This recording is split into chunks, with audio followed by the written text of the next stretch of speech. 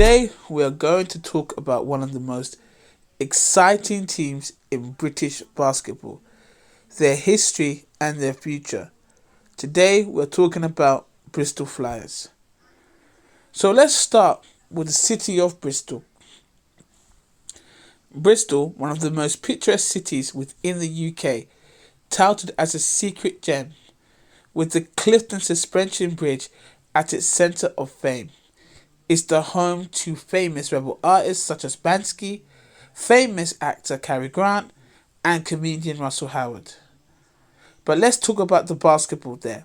And the history of British basketball goes back pretty far in Bristol. In the war era, Second World War to be exact, Bristol had its own basketball league that had around 4 to 5 teams.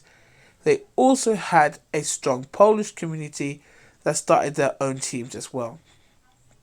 Besides that, the league grew basically into a governing body of the West Country basketballs.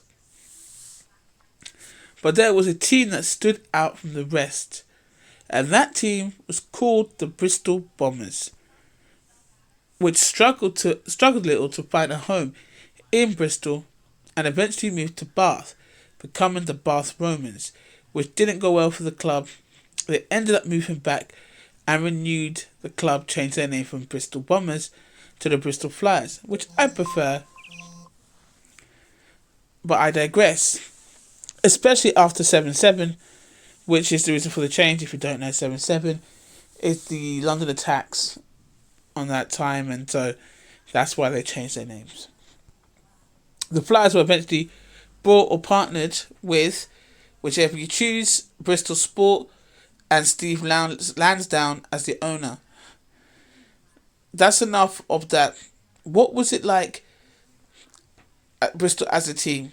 Well, after they re-established themselves in 2005, they found success becoming the champions of Division 1 in the National Basketball League in the UK and the National Cup champions in 2010 to 2011, before making their way to top flight basketball, at the time the defunct British Basketball League.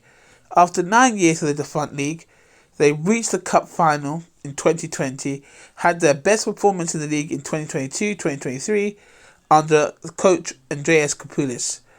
As of recently in the Reform League, the Super League Basketball, they haven't won any trophies, but they have reached the finals in the 24-25 season.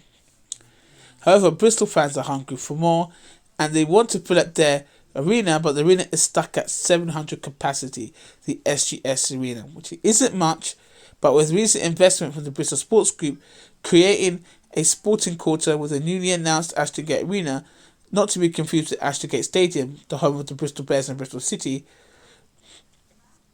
which is very needed, as the fan base of loyal Bristol fans grow bigger and bigger, with more international competition, the ENBL, giving the club more notoriety. It's about time the club has room to be the powerhouse it always pictured itself being. Bristol in football equivalent terms will be similar to Tottenham or Everton.